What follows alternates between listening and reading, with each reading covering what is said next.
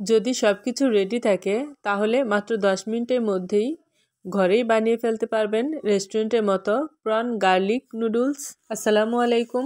আজ আমি আপনাদের সাথে শেয়ার করব রেস্টুরেন্টের স্বাদে ঘরেই তৈরি প্রন গার্লিক নুডলসের সহজ রেসিপি। এখানে আমি নিয়েছি সাধারণ কোকোলা নুডলস। এবার এগুলি সিদ্ধ করে নেওয়ার জন্যে চুলায় একটি কড়াই বসিয়ে দিয়ে দিচ্ছে 1 চা চামচ লবণ। লবণটা নেড়ে চেড়ে পানির সাথে একটু মিশিয়ে নিলাম। পানিটা যখন ফুটে উঠবে তখন নুডলসগুলো দিয়ে দিব। নুডলসগুলো দেওয়ার পর সাথে সাথে কোনো নাড়াচাড়া করার দরকার নেই। নুডলসটা যখন নরম হয়ে যাবে তখন নেড়ে দিব আর চেক করে নিব নুডলসগুলো সিদ্ধ হয়েছে কিনা। নুডলসগুলো সিদ্ধ হয়েছে কিনা এটা বোঝার উপায় হচ্ছে আপনি হাতে একটি নুডলস নিয়ে যখন চাপ দিবেন, যদি সহজেই আলাদা হয়ে যায় তখন বুঝতে হবে নুডলসগুলো সুন্দর করে সিদ্ধ হয়েছে। নুডলসগুলো ভালোভাবে সেদ্ধ হওয়ার পর একটি ছাঁকনি দিয়ে ছেঁকে একটি প্লেটে তুলে নিচ্ছি। নুডলসগুলো প্লেটে তুলে নেওয়ার সাথে সাথেই কিছুটা সাদা তেল দিয়ে এটি কাঁটা চামচ দিয়ে নেড়ে চেড়ে নুডলসের সাথে ভালোভাবে নেড়ে চেড়ে মিশিয়ে নিচ্ছি। অনেকেই আছেন যারা নুডলসগুলো তুলে সাথে সাথে ঠান্ডা পানি দিয়ে ধুয়ে নেন। এই কাজটা কখনই করবেন না। 2 থেকে 3 মিনিটের মধ্যে দেখবেন নুডলসগুলো এমনিতেই ঠান্ডা হয়ে যাবে। এবার এই নুডলসগুলো রান্নার জন্যে আমি কিছু সবজি কেটে নিচ্ছি। প্রথমে আমি পেঁয়াজ পাতা কেটে নিচ্ছি, আর পেঁয়াজের সাথের অংশটা আমি প্রথমে কেটে নিচ্ছি। পেঁয়াজের অংশটি এরকম পাতলা পাতলা করে কেটে নিতে হবে। এবার পেঁয়াজ পাতাগুলো কেটে নিচ্ছি। এগুলো আমি ছোট ছোট করে কেটে নিচ্ছি।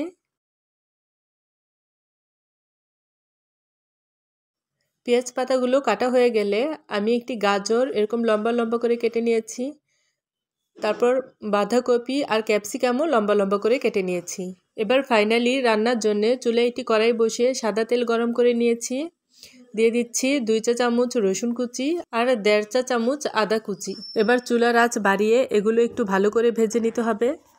এবার এখানে দিয়ে দিচ্ছি কেটে রাখা সেই পেঁয়াজ কুচিটাও আদা রসুনের সাথে ভেজে নিব। আর ঝালের জন্য দিয়ে দিচ্ছি কাঁচামরিচ কুচি।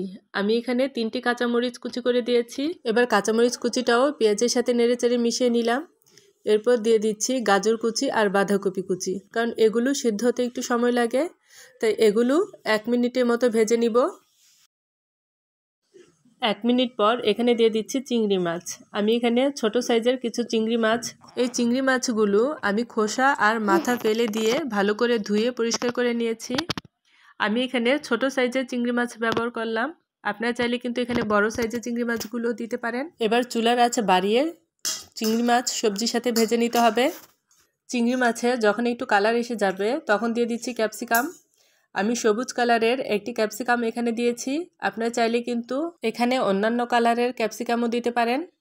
অনেকেই আছেন যারা চিংড়ি মাছগুলো আগে থেকেই ভেজে এখানে ব্যবহার করেন।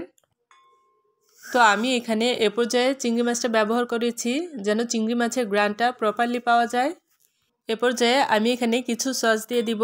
প্রথমে দিয়ে দিচ্ছি সয়া সস দিয়েছি 1.5 চা চামচ, ওয়েস্টার সস দিলাম 2 চা চামচ, টমেটো কেচাপ দিলাম 2 চা চামচ, রেড চিলি সস দিলাম 2 চা চামচ, দিচ্ছি 1/2 চা চামচ কালো গোলমরিচের গুঁড়া, স্বাদ অনুযায়ী লবণ, সামান্য একটু চিনি, আর সবশেষে দিয়ে দিচ্ছি 1 চা চামচ ভিনেগার।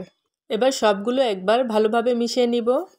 সবগুলো উপকরণ একসাথে ভালো করে মিশিয়ে নেওয়ার পর দিয়ে দিব নুডলসগুলো দেওয়ার পর আবারও ভালো করে নেড়েচেড়ে সবগুলো উপকরণ একসাথে মিশিয়ে নিব। নুডলসগুলো ভালো করে নেড়েচেড়ে মিশিয়ে নেওয়ার পরই কিন্তু আমাদের রান্নাটা পুরোপুরি কমপ্লিট। সব শেষে পেঁয়াজ পাতা কুচি দিয়ে নেড়েচেড়ে মিশিয়ে নামিয়ে নিব। আশা করি আমার আজকের সিম্পল রেসিপিটা আপনাদের কাছে ভালো লাগবে। ভালো লাগলে অবশ্যই কমেন্টে জানাতে ভুলবেন না। দেখলেন তো কত সহজেই রেস্টুরেন্টের স্বাদে প্রন গার্লিক নুডলস ঘরেই তৈরি করা যায়। আজকে এ পর্যন্তই। সবাই ভালো থাকবেন। আবারও কোনো নতুন রেসিপি নিয়ে চলে আসবো। আল্লাহ হাফেজ।